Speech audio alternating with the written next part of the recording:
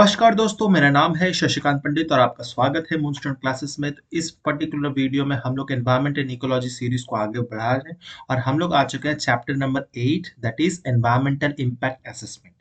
तो ये चैप्टर बहुत ज़्यादा लेंदी नहीं है, तो हम लोग सिंगल पार्ट में ही इस चैप्टर को कंप्लीट करेंगे, ठीक है।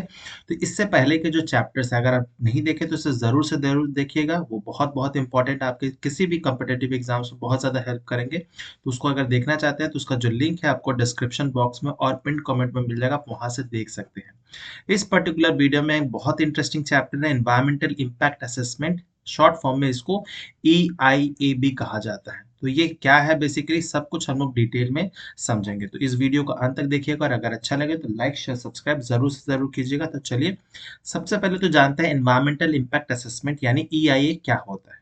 ठीक है, तो मान लेते हैं हम लोग कभी भी कोई प्रोजेक्ट करना चाहते हैं। ठीक है, मान लेते हैं कि मैं एक कंपनी का ओनर हूँ और मैं एक डैम बनाना चाहता हूँ। ठीक है, तो डैम बनाने में बहुत सारे उसमें क्या है, उसके पॉजिटिव्स भी है और नेगेटिव्स भी है ना।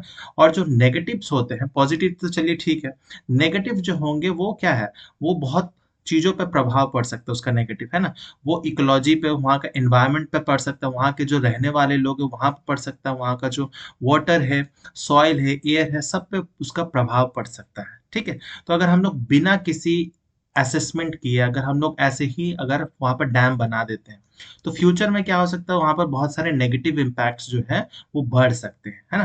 तो फ्यूचर में ऐसे नेगेटिव इम्पैक्ट्स ना हो, या नेगेटिव इम्पैक्ट्स हो भी रहे हैं तो उसको मिनिमाइज किया जाए, उसके लिए हमें क्या एक असेसमेंट करना बहुत ज्यादा जरूरी है ना।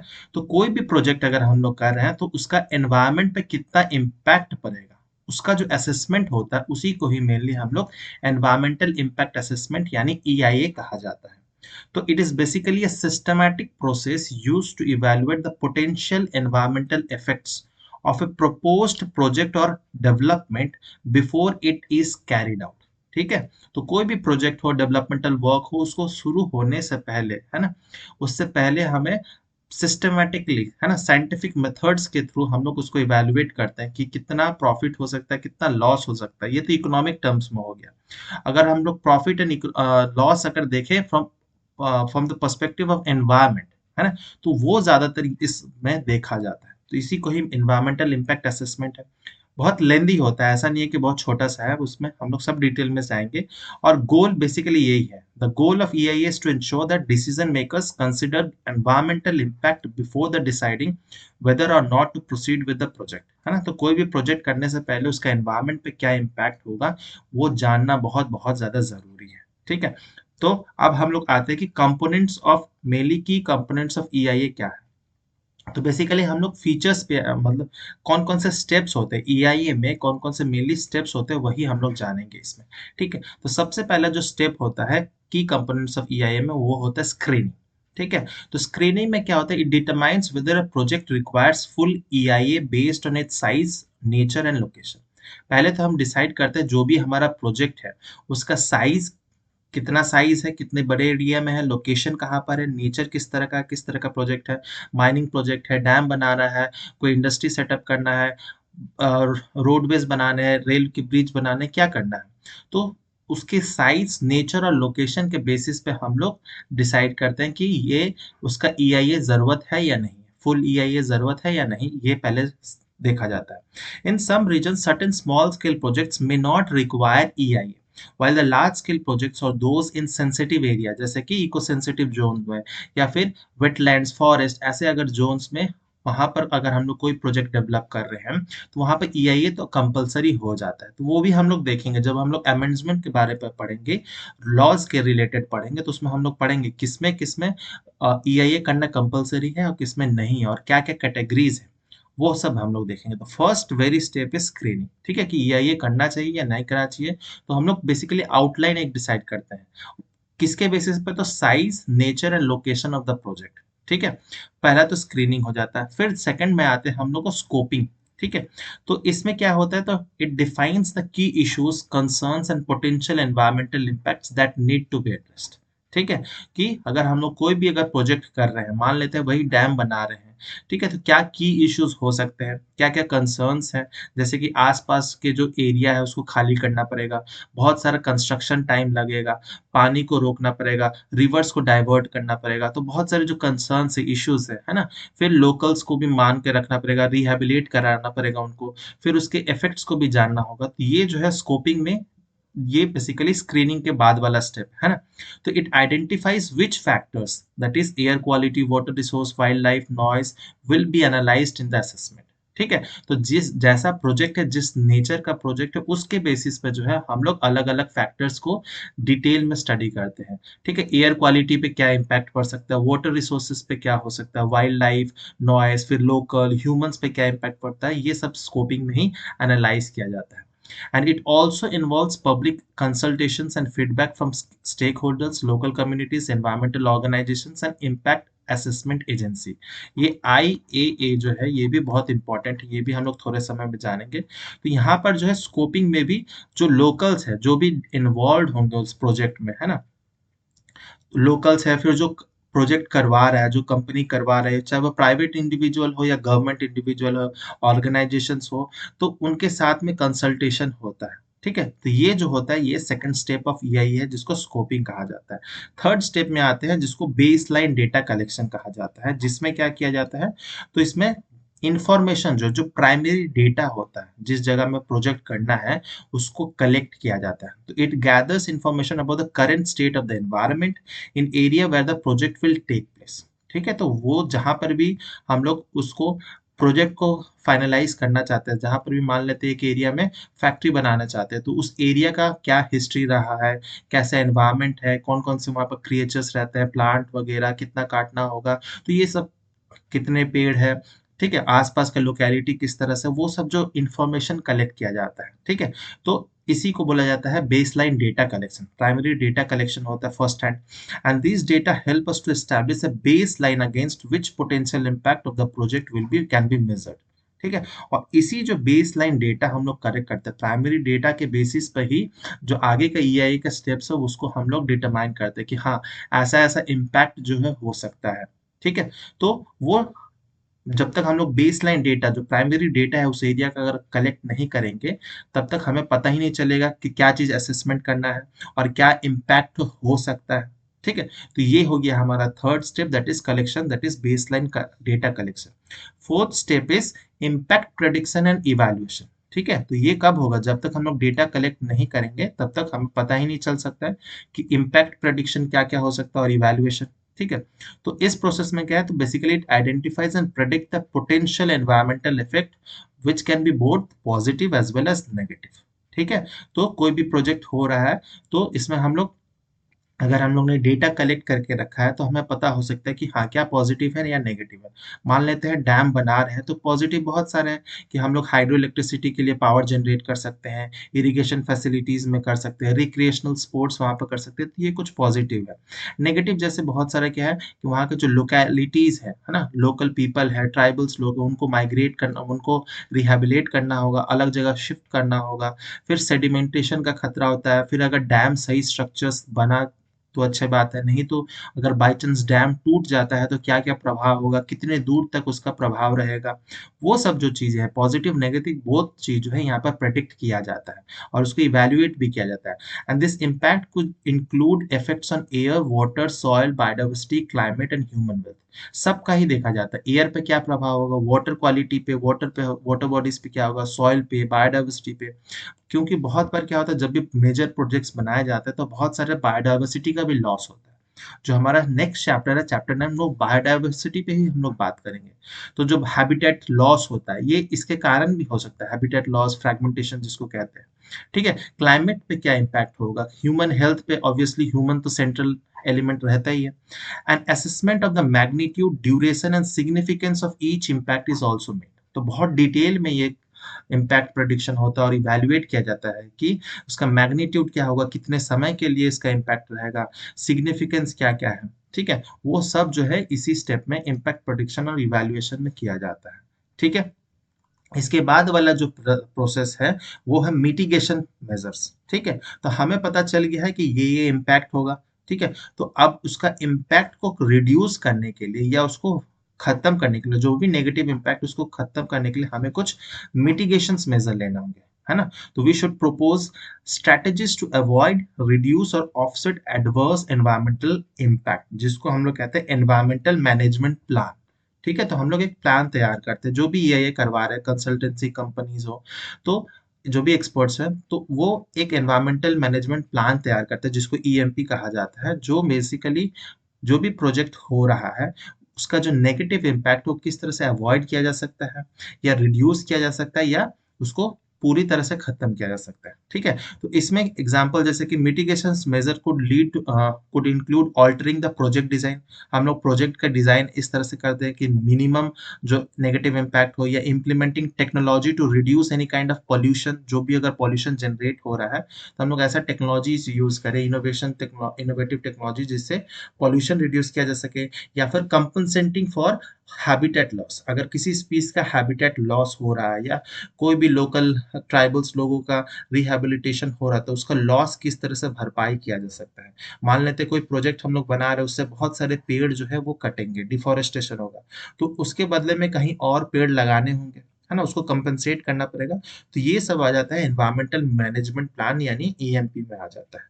ठीक है, अब मिटिगेशन मेजर्स के बाद बेसिकली जो स्टेप आता है, इम्पैक्ट असेसमेंट रिपोर्ट बनाया जाता है। ठीक है, तो इम्पैक्ट असेसमेंट रिपोर्ट क्या है? तो a formal document that outlines the finding of the EIA, including predicted impacts, mitigation strategies and public consultations result. ठीक है, तो इसके पहले वाला जो एक स्टेप होता है, 6 से पहले वाला एक स्टेप होता है, जिसको पब्लिक हियरिंग कहा जाता है। ठीक है, लेकिन आज के समय में इंडिया में एटलीस्ट देखा जाए तो पब्लिक हियरिंग या पब्लिक कंसल्टेशन पर बहुत ज्यादा एम्फोसिस नहीं दिया जाता, नाम मात्र है। ठीक है, तो इस पे मैं थोड़ी देर में आऊंगा क्यों ऐसा मैं बोल रहा हूँ। तो पब्लिक हियरिंग जो होता है, मेनली इसमें क्या होता है, तो जो भी लोकल, मान लेते हैं कोई भी एरिया में हम लोग प्रोजेक्ट कर रहे हैं, ठीक है, तो वहाँ के जो भी निवासी हैं, उनको अगर हटना होगा, वहां से उनको खाली करना होगा, ठीक है, या कुछ भी उसको उनसे उनका नेगेटिव इम्पैक्ट पड़ रहा है, ठीक है, तो उनके साथ कंसल्टेशन होना चाहिए कि प्रोजेक्ट से क्या फायदा हो सकता है, आपका क्या नुकसान हो सकता है, तो वो कंसल्टेशन होना चाहिए। लेकिन जो बड़े बड़े कंपनीज है ना, वो ज्यादातर पब्लिक कंसल्टेशन नहीं करते, ये स्टेप को ही स्किप कर देते हैं। ठीक है, तो पैसा पावर का बोलबाला रहता है ज्यादातर, इसीलिए पब्लिक हियरिंग पे बहुत कम एम्फोसिस दिया जाता है। ठीक है, तो इसीलिए इसके बाद वाला जो स्टेप आता है आफ्टर पब्लिक हियरिंग, लेकिन पब्लिक हियरिंग एक स्टेप जरूर है। तो after that impact assessment report तैयार किया जाता है, जिसमें जिसको एनवायरमेंटल इम्पैक्ट स्टेटमेंट भी कहा जाता है। ठीक है, तो वो पूरी डिटेल्ड रिपोर्ट रहती है, जिसमें फाइंडिंग्स ऑफ क्या क्या ईआईए के फाइंडिंग्स है, प्रेडिक्टेड इम्पैक्ट क्या है, मिटिगेशन स्ट्रेटजीज क्या है, पब्लिक कंसल्टेशन के रिजल्ट्स क्या क्या निकले, पॉजिटिव निकले या नेगेटिव। ठीक है, तो बहुत जगह में क्या होता है, पब्लिक कंसल्ट अगर पब्लिक मना कर देती है कि प्रोजेक्ट ना किया जाए, तो जो भी कंपनी प्रोजेक्ट को चला रही है, प्रोपोनेंट्स है, वो क्या करते हैं, पैसा देकर उनको उनका मुंह बंद करवा देते हैं, है ना। तो बहुत बार ऐसा होता है, न्यूज़पेपर में आप देखते होंगे। And this report is often subject to review by regulatory bodies, stakeholders and the public. ठीक है, तो पहले बहुत सारे प्रोजेक्ट होते थे जो पब्लिक्स में न्यूज़पेपर में छापे जाते थे, लेकिन अब ऐसा कुछ नहीं होता है। जब रेडी हो जाता है तब ये पब्लिक में आता है ना। तो जो रेगुलेटरी बॉडीज होते हैं, है ना, जैसे कि एमओईएफसीसी हो गया, गवर्नमेंट के इंस्टीट्यूशंस हो गए जो रेगुलेट करते हैं, जो मॉनिटर करते हैं, या जो भी स्टेक होल्डर्स है, ठीक है, जो भी इन्वॉल्व है, जो भी एक्सपर्ट है ना, उनका राय लिया जाता है। ये हो गया इम्पैक्ट असेसमेंट रिपोर्ट, यानी एनवायरमेंटल इम्पैक्ट स्टेटमेंट रेडी होता है। Then comes the step of decision making. ठीक है, तो after the reviewing of EIA report, decision maker that is government agency, local authorities determine whether the project should go ahead, be modified और be rejected.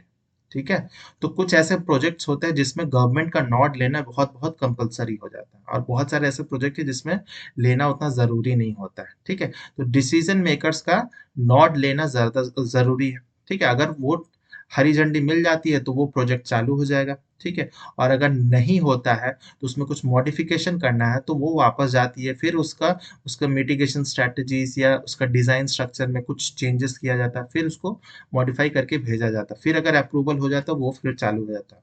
और कभी कभी ऐसे projects होते हैं जो बहुत हैजर्डस होते हैं, मान लेते हैं कोई हिमालयन रीजन में कुछ माइंस का खदान मिल गया। ठीक है, तो हम लोग हिमालयन रीजन पता है बहुत इको सेंसिटिव जोन है, तो वहां पर हम लोग माइनिंग वगैरह बहुत ज़्यादा नहीं कर सकते हैं, नहीं तो पूरी तरह से वहाँ का जो इकोसिस्टम वो डिस्टर्ब हो जाएगा। तो वैसे कुछ में क्या होता है वो रिजेक्ट कर दिया जाता है, ठीक है? कुछ ऐसे भी प्रोजेक्ट होते हैं जो नेशनल इंटरेस्ट के बेस होते हैं, है ना? नेशनल इम्पोर्टेंस या स्ट्रेटेजिक पॉइंट ऑफ व्यू से बहुत इंपॉर्टेंट होते हैं।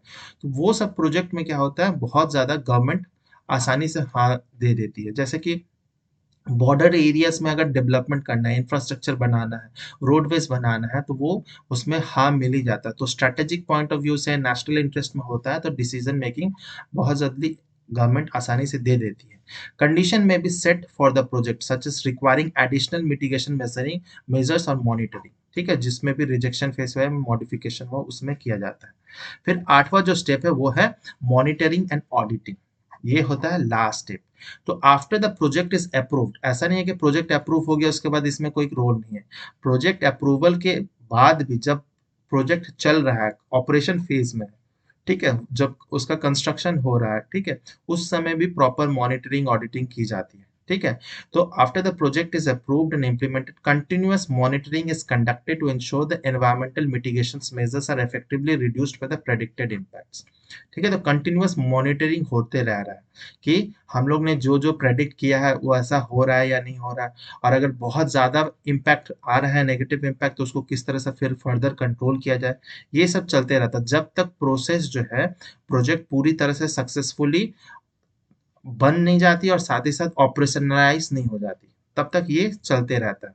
तो बहुत बार आप देखते होंगे जैसे कोलकाता में जो अंडर सी मेट्रो चली है ना?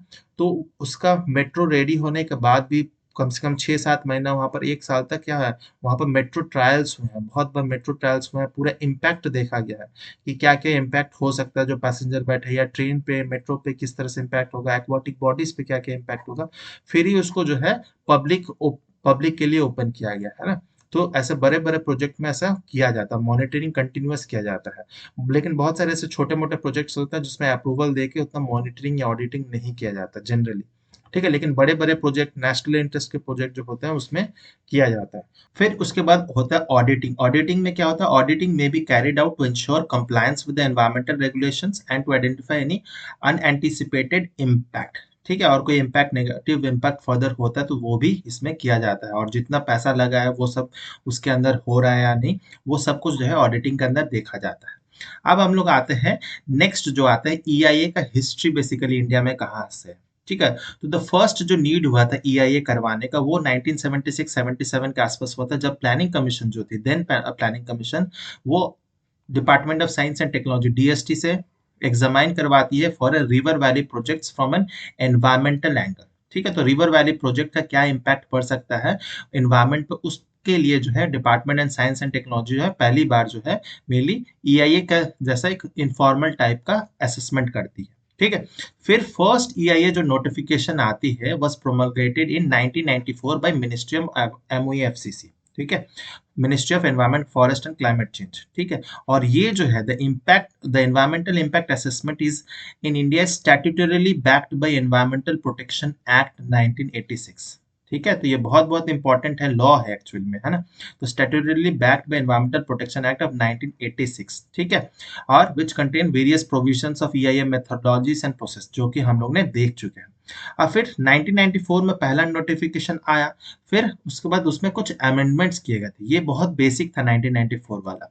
उसके बाद कुछ अमेंडमेंट किए गए 2006 में, कुछ अमेंडमेंट किए गए थे। तो बेसिकली अमेंडमेंट में क्या किया गया, तो decentralisation of the project clearances. ठीक है, तो डिसेंट्रलाइज किया गया प्रोजेक्ट क्लियरेंस है, और इसमें क्लासिफाई किया गया प्रोजेक्ट्स को दो कैटेगरीज में। ठीक है, तो प्रोजेक्ट जो कैटेगरी ए था जो कि नेशनल लेवल अप्रेजल चाहिए था, ठीक है, जो सेंट्रल लेवल से मेनली अप्रेजल चाहिए था, और कैटेगरी बी जो स्टेट लेवल से अप्रेजल चाहिए था। ठीक है, तो कैटेगरी ए में जो है projects are appraised by the impact assessment agency and the expert appraisal committee EAC. ठीक है, और जो स्टेट लेवल वाला था वो स्टेट लेवल का एनवायरमेंटल इम्पैक्ट असेसमेंट अथॉरिटी जो SCIA कहता है, and state level expert appraisal committee. तो बस अंतर यही है जो कि एक नेशनल लेवल पे था और एक स्टेट लेवल पे था, तो ये इसमें दो कैटेगरीज बनाया था। इसी को मेनली क्या किया जाता है, तो डिसेंट्रलाइजेशन, जिस तरह से स्टेट लिस्ट होता है, यूनियन लिस्ट होता है ना, कॉन्करेंट लिस्ट होता है, वो ऐसा ही चीज यहाँ पर भी है। नेक्स्ट जो है वो है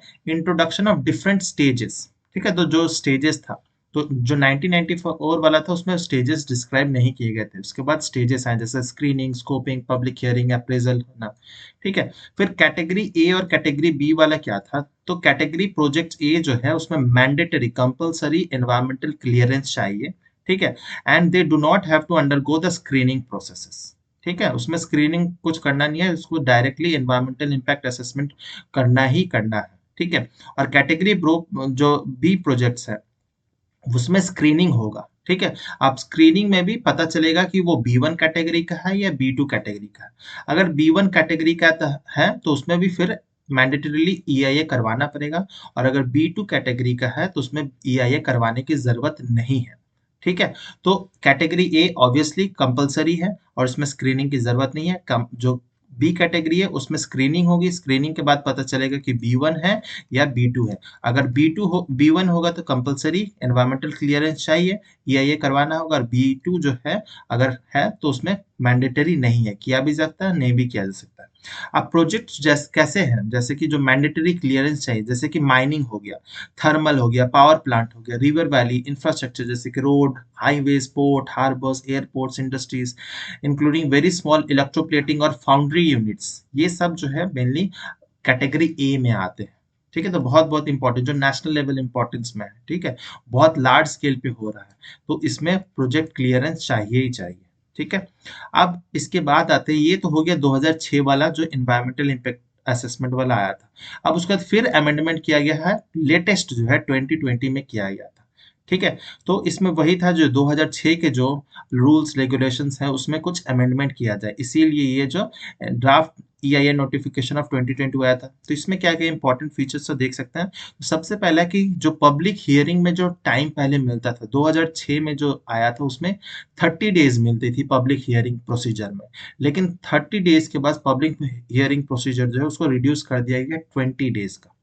तो बहुत सारे एनवायरमेंटलिस्ट लोग का ये कहना है कि ये जो है इसमें गवर्नमेंट की चालाकी रहती है कि कम समय मिलेगा तो पब्लिक बहुत ज्यादा आवाज नहीं उठा सकती और बहुत आसानी से जो है क्लियरेंस मिल सकता है। ठीक है। तो ये एक कहना था। फिर एग्जाम्शन ऑफ प्रोजेक्ट्स, कुछ ऐसे प्रोजेक्ट है जिसको एग्जाम्शन दिया गया है। तो जैसे कि क्लासिफाई किया गया category A, B one, B two, ऐसा मैं बताया, तो कुछ ऐसे प्रोजेक्ट्स है जिसमें पब्लिक स्क्रूटिनी के से एग्जाम्शन दिया कि उसमें पब्लिक स्क्रूटिनी की जरूरत नहीं है। ठीक है। जो पब्लिक हियरिंग वाला प्रोसेस उसमें करने की जरूरत नहीं है, जैसा मैंने पहले भी बताया, नेशनल इंटरेस्ट या स्ट्रेटेजिक पॉइंट ऑफ व्यू से होगा तो उसमें पब्लिक इंटरेस्ट के लिए पब्लिक हियरिंग की जरूरत नहीं है। जैसे अगर हमें चाइना बॉर्डर के पास में इंफ्रास्ट्रक्चर बनाना है तो उसमें पब्लिक हियरिंग की जरूरत नहीं है। कश्मीर में अगर कुछ डेवलप करना है, अंडमान निकोबार में कुछ डेवलप करना है तो उसमें पब्लिक हियरिंग की जरूरत नहीं है। फिर category B two projects do not require mandatory environment clearance. ठीक है, जैसे पहले भी बताए वो चीज तो यहाँ पर भी रिपीटेड है। एग्जेम्प्टेड प्रोजेक्ट्स क्या क्या है? ठीक है, the projects under this exempted are basically offshore and onshore oil gas shale exploration, power से रिलेटेड है। Hydro electricity project up to 25 megawatt. ठीक है, तो ये स्मॉल हाइड्रो इलेक्ट्रिसिटी प्रोजेक्ट्स है। इससे बड़े वाले तो लार्ज मीडियम साइज में आते हैं।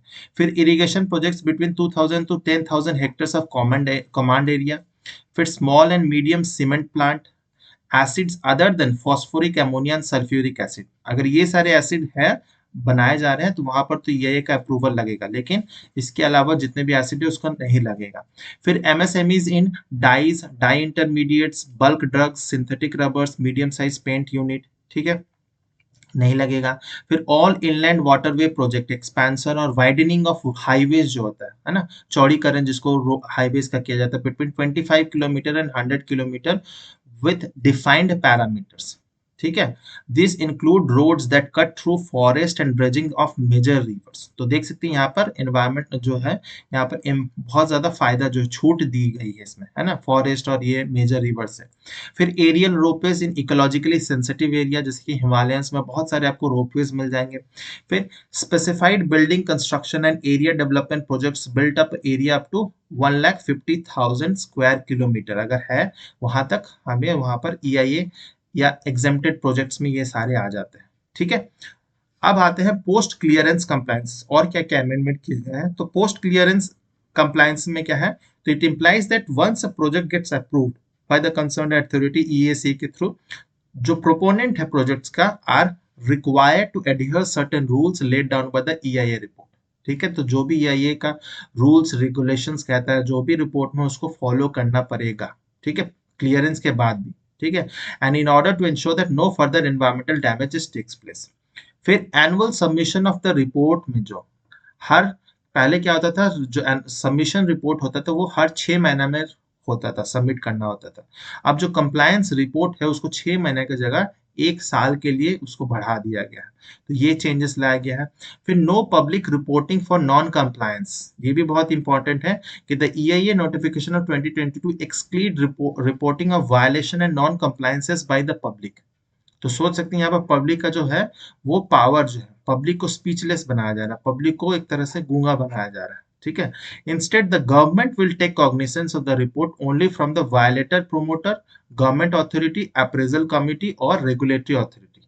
मान लेते हैं हम लोग को पब्लिक, हमें पता है कि इसका कुछ नेगेटिव इम्पैक्ट हो रहा है माइनिंग का, तो हम लोग आवाज नहीं उठा सकते हैं।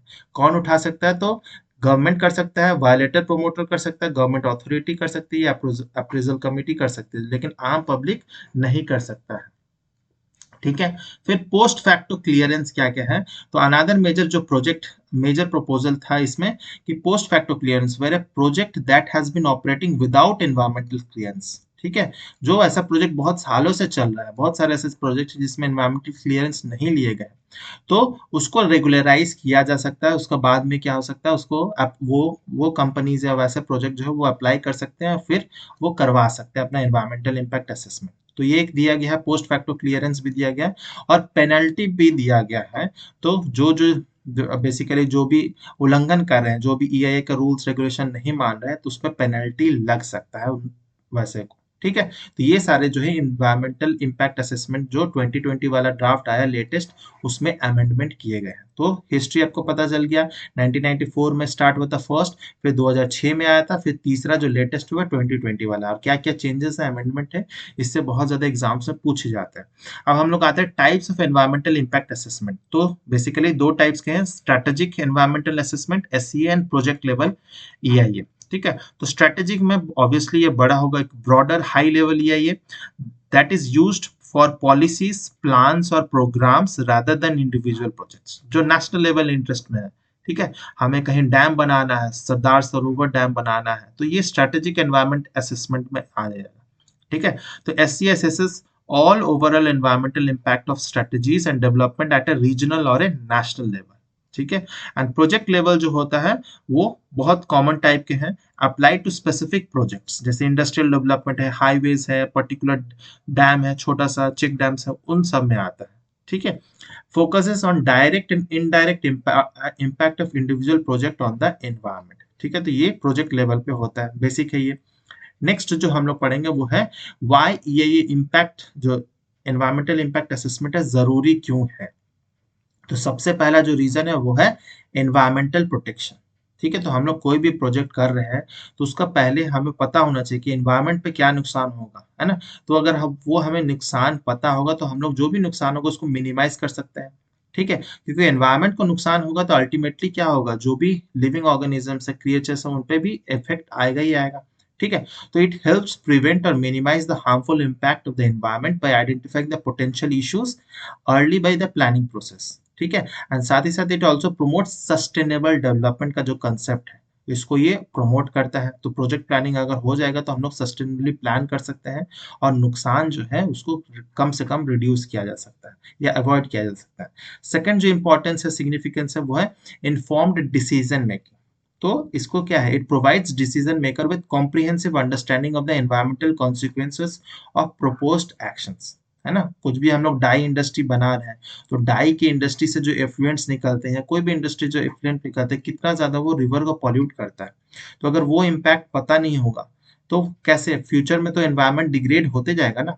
तो एक प्रॉपर डिसीजन मेकिंग मिलता है। It also help balance economic, social and environmental factors in decision making, है ना। क्योंकि अगर एनवायरमेंट पे लॉस होगा तो ऑब्वियसली हम लोग खर्चा भी करते हैं एनवायरमेंट को सुधारने के लिए, है ना। तो दिल्ली में अगर पॉल्यूशन बढ़ गया तो बहुत बार क्या होता है, स्मॉग गन यूज किया जाता है, पेड़ों पर पानी छिड़का जाता है, बहुत कुछ किया जाता है, तो उसमें भी पैसा लग रहा है ना। तो अल्टीमेटली उसमें नुकसान ही हो रहा है, पैसे का नुकसान हो रहा है। सोशल बहुत सारे कॉजेज है, एनवायरमेंटल फैक्टर है, हेल्थ प्रॉब्लम्स बहुत ज्यादा हो जाते हैं इस कारण से। तो ये सब हम लोग पहले से ही पता रहेगा, डिसीजन मेकिंग पहले कर लेंगे, inform decision making.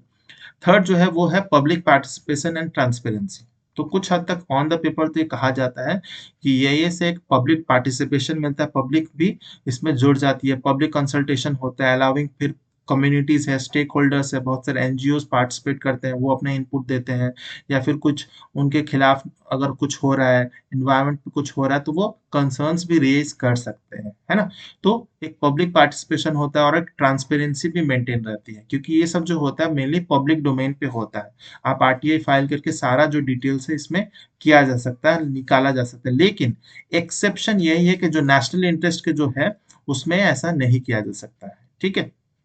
It promotes transparency in decision making and allows better informed community engagement. ठीक है, तो हमें पता है कि कौन सा प्रोजेक्ट कहाँ लग रहा है, कितना खर्चा होगा, क्या क्या नेगेटिव इम्पैक्ट हो सकता है, ये सब ट्रांसपेरेंसी पता चलती है। फिर लीगल एंड रेगुलेटरी कंप्लायंस जो है, तो मेनी कंट्रीज जो है have laws requiring EIS for certain types of project, making it a legal tool for ensuring environmental protection.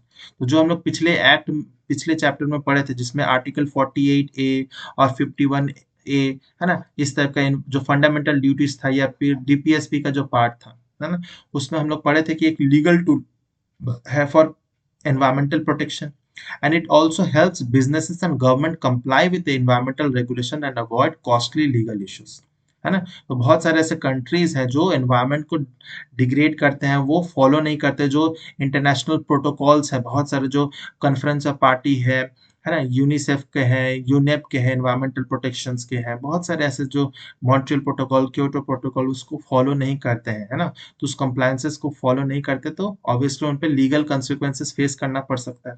तो ये सारे जो है सिग्निफिकेंस है, और एक कम्युनिटी जो ऑल टुगेदर सारे फंक्शंस तो ऑब्वियसली इंपॉर्टेंट है ही, जो सब कुछ हम लोग ने देखा। नेक्स्ट जो है हम लोग minimize the cost, ठीक है। by identifying or mitigating the environmental issues, EIA can prevent costly environmental damage, cleanup and lawsuits down the line, ठीक है। तो ऑब्वियसली इसमें खर्चा जो है कम होगा। फिर it can also make the project more efficient by preventing unforeseen complication during construction और operation phase में भी हो सकता है। अगर हम लोग कोई प्रोजेक्ट बिना EIA करवाए करते हैं, फिर बाद में बहुत सारे नेगेटिव इम्पैक्ट हो सकते हैं, या ऐसी दुर्घटना हो सकती है कि हम लोग ने कोई एक एरिया का हम लोग ने EIA नहीं किया और वहां पर जाके डैम बना दिया, और डैम 1-2 साल के अंदर ही टूट गया, और उसके टूटने के कारण हो गया कि आसपास बाढ़ आ गया, बहुत सारे लोगों का घर टूट गया, लाखों हजारों लोगों की डेथ हो गई। तो इससे अच्छा तो हम लोग ये EIA करवा लेते हैं, तो इसमें जो जान माल का नुकसान है वो कम से कम हो सकता है ना। ऑब्वियसली नेगेटिव इम्पैक्ट तो होगा ही होगा, कोई भी प्रोजेक्ट अगर कर रहे हैं हम लोग, कुछ ना कुछ नेगेटिव इम्पैक्ट तो होगा ही, ठीक है। तो हम लोग कितना रिड्यूस कर सकते हैं वो इम्पोर्टेंट है, तो ये EIA ये करने में हेल्प करता है। फिर एनवायरमेंटल इम्पैक्ट कैटेगरीज जो है ना, कैटेगरीज इन EIA जो अगर देखा जाए तो EIA evaluate various environmental component, ठीक है। तो एनवायरमेंटल कंपोनेंट जैसे कि फिजिकल एनवायरमेंट, एयर क्वालिटी पे क्या इम्पैक्ट होगा, एयर पे क्या होगा, वाटर क्वालिटी पे, सॉइल कंडीशंस, नॉइज लेवल, है ना, सब कुछ पे क्या नेगेटिव इम्पैक्ट हो सकता है, नेगेटिव वो as well as positive impact सब देखा जाता है। क्यों? क्योंकि ये सब कुल मिला के ये जितने भी फिजिकल एनवायरमेंट फैक्टर्स हैं, यही सब मिला कर क्या हमारा क्लाइमेट चेंज का भी पूरा क्यूमुलेटिव इफेक्ट प्रोड्यूस करता है ना। फिर जो ग्रीन हाउस गैस एमिशन होते हैं ये सब इसी से रिलेटेड है ना।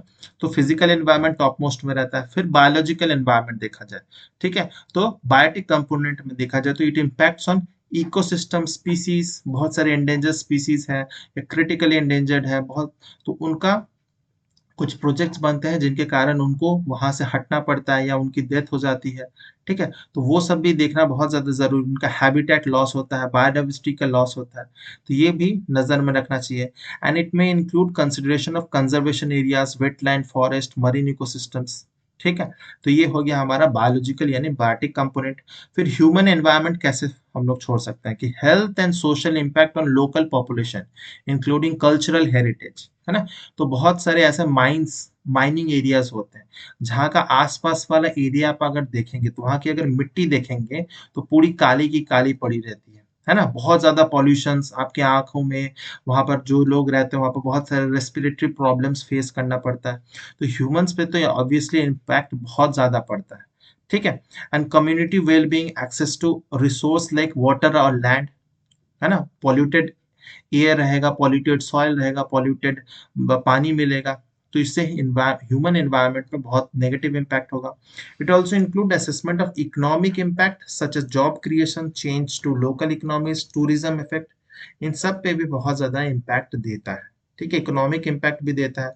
जहाँ का आपका एनवायरनमेंट सही रहेगा तो वहाँ पर ऑब्वियसली लोग ज्यादा जाना चाहेंगे, वहाँ पर ज्यादा काम जनरेट होगा, जॉब क्रिएशन होगा, लोकल जो इकोनॉमीज है वहाँ पर बूस्टअप मिलेगी, टूरिज्म भी बहुत ज्यादा बढ़ेगा, है ना। तो ये एनवायरनमेंट को सेंट्रल पॉइंट पे रखना बहुत ज्यादा जरूरी है।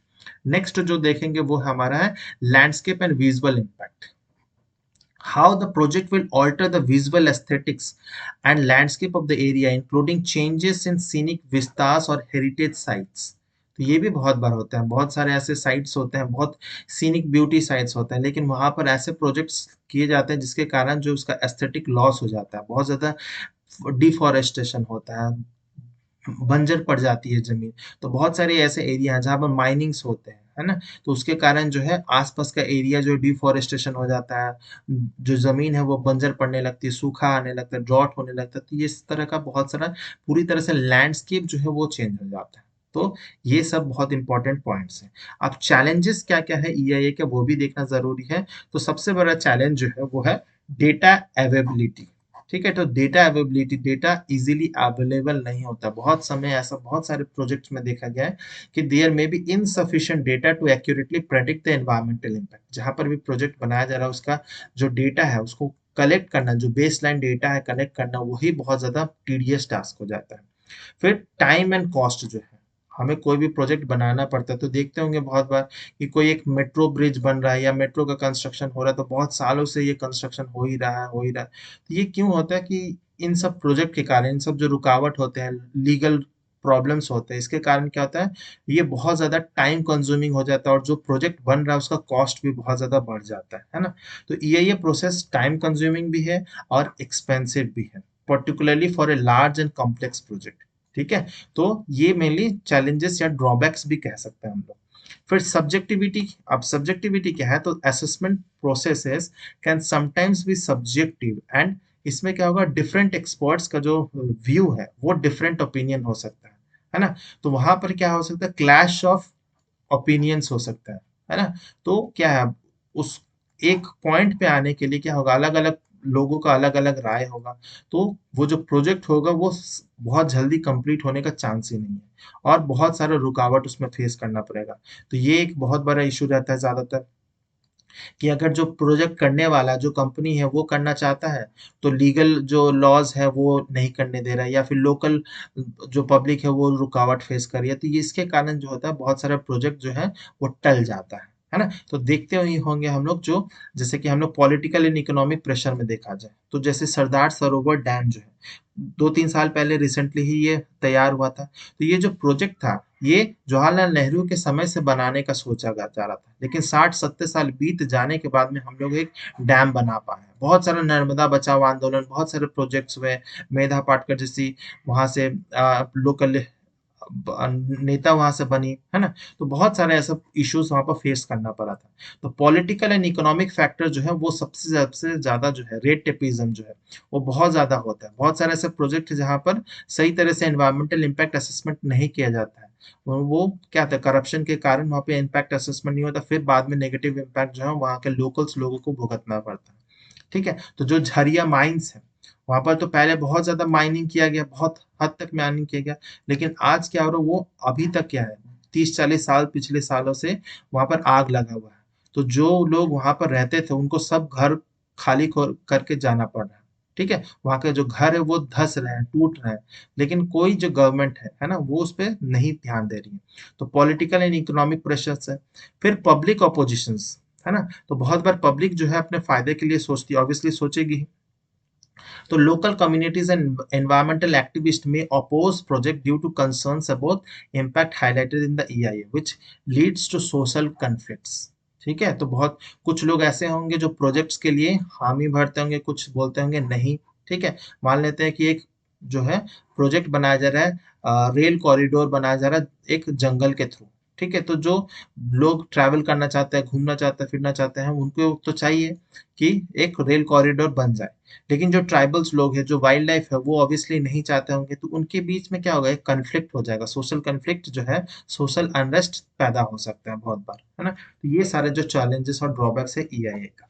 अब इसको कंक्लूड किया जाए चैप्टर को, तो एनवायरमेंटल इम्पैक्ट असेसमेंट जो है is very essential tool for ensuring sustainable development, systematically evaluation and mitigating the environmental effects of a proposed project, है ना? अगर सस्टेनेबली डेवलप करना है, जो हमारा सस्टेनेबल डेवलपमेंट का गोल है, अचीव करना है 2030 तक, तो हमें ये जितने प्रोजेक्ट्स हैं, जो रूल्स रेगुलेशन है, उसको सिस्टमेटिकली इवेल्युएट करना है, मिटिगेट करना है, और कम से कम जो है हमारा नेगेटिव इम्पैक्ट को रिड्यूस करना है, ये रहेगा।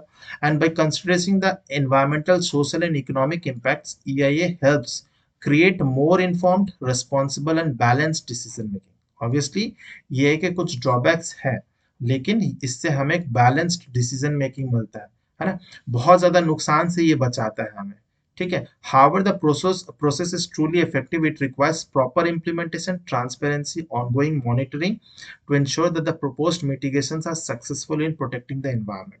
ठीक है, प्रॉपर इम्प्लीमेंटेशन बहुत ज्यादा नहीं होता, ट्रांसपेरेंसी जो है, डेटा जो है वो अवेलेबल नहीं होता है, फिर ऑन गोइंग मॉनिटरिंग तो मैक्सिमम समय में नहीं होता, एक बार प्रोजेक्ट क्लियरेंस मिल जाता है तो मॉनिटरिंग नहीं होता है, मिटिगेशन स्ट्रेटेजी तो दूर की बात है। तो ये सारे पॉइंट्स को दिमाग में रखना ज्यादा जरूरी है ना? तो इसी तरह से हमारा जो एनवायरमेंटल इम्पैक्ट असेसमेंट का चैप्टर है वो कंप्लीट होता है। उम्मीद करता हूँ ये चैप्टर आपको अच्छा लगा होगा, बहुत इंटरेस्टिंग चैप्टर है। अगर अच्छा लगा तो लाइक जरूर कीजिएगा, कोई डाउट सजेशन हो तो कमेंट बॉक्स में पूछ सकते हैं। मिलते हैं हम लोग नेक्स्ट वीडियो में, एक नया चैप्टर शुरू करेंगे, यानी chapter number 9, that is biodiversity. तो टिल देन बाय बाय, जय हिंद।